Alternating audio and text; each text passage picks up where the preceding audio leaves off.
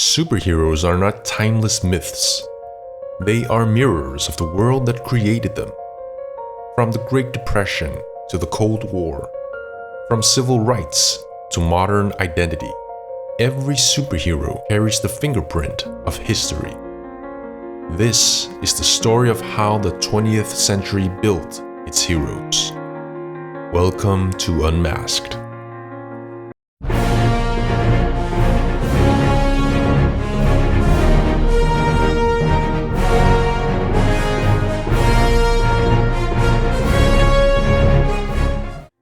In 1938, amid the Great Depression and the rise of fascism, Jerry Siegel and Joe Shuster introduced Superman. He wasn't just strong, he was the embodiment of immigrant hopes, like Siegel and Shuster, who were Jewish immigrants.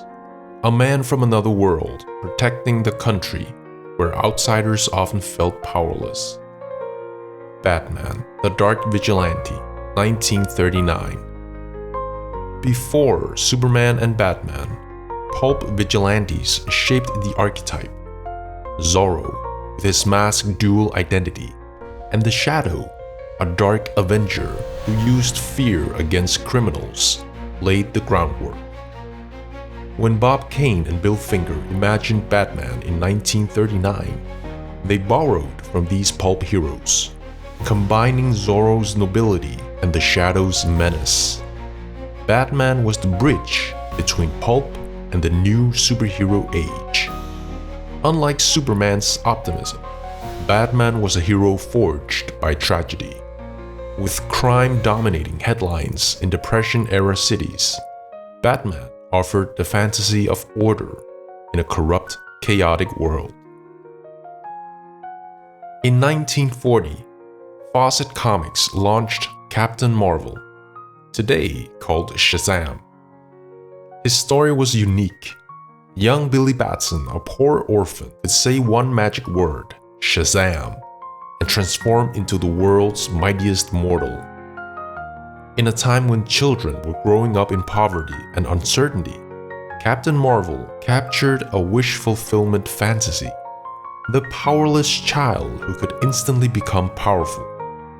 His lighthearted, whimsical stories, fighting mad scientists and magical foes, offered bright escapism, making him more popular than Superman for much of the 1940s.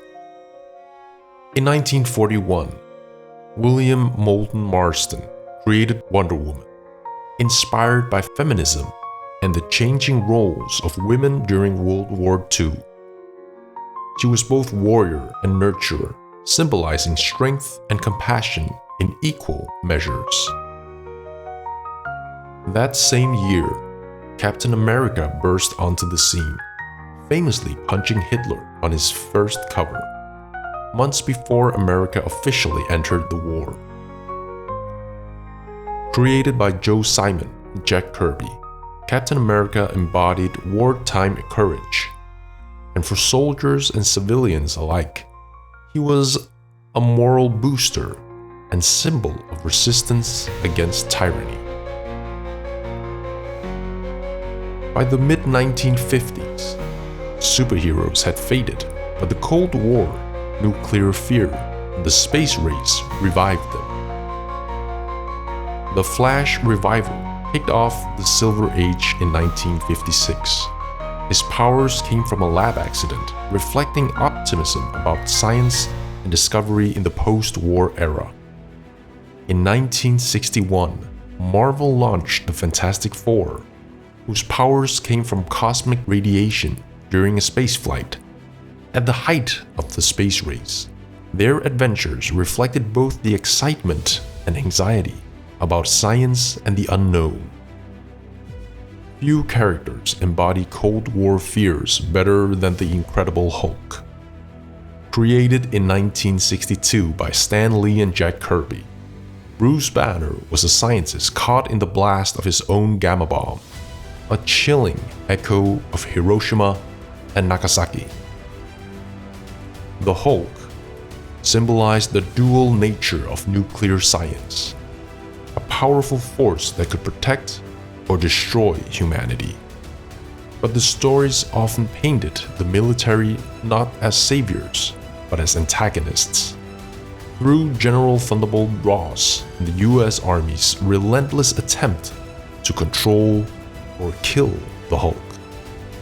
This reflected growing public unease with the military-industrial complex, especially as the nuclear arms race escalated. The Hulk wasn't just a monster, he was the human cost of militarism and science twisted by war. That same year, Spider-Man debuted. Unlike Superman or Batman, Peter Parker was a teenager dealing with school, money, and romance. In an era when youth culture was exploding, Spider-Man embodied the anxieties of adolescence, responsibility, identity, and the consequences of power. The X-Men, introduced in 1963, spoke directly to America's struggle with civil rights. Mutants were hated for being different, mirroring racial prejudice. Professor X represented Martin Luther King Jr.'s peaceful approach, while Magneto echoed Malcolm X's militant defense of his people. Also, in 1963, Iron Man was created during the Vietnam War.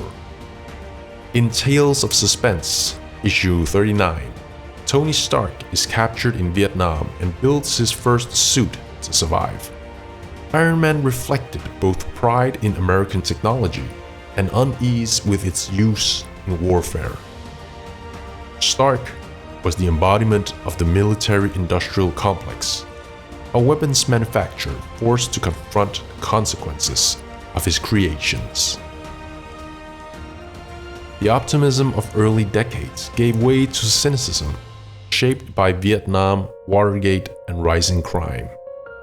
Green Lantern and Green Arrow tackled racism, poverty, and drug abuse. The Punisher emerged as a violent vigilante shaped by war and crime.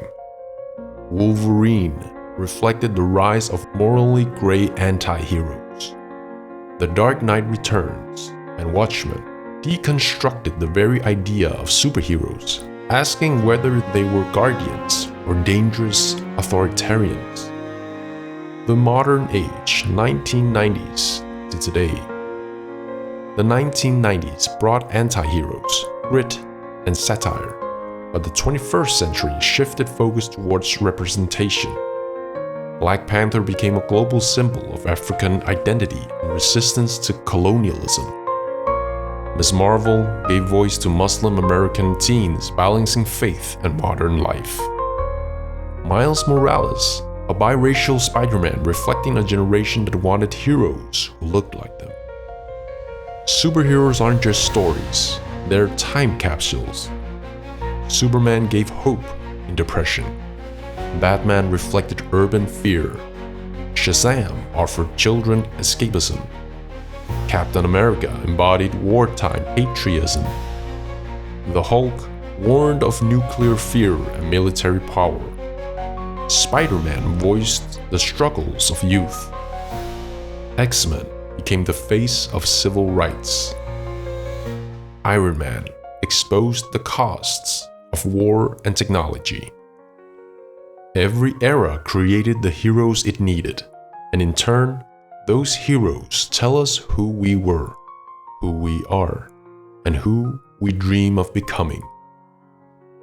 Superheroes don't just save the world, they tell the story of ours.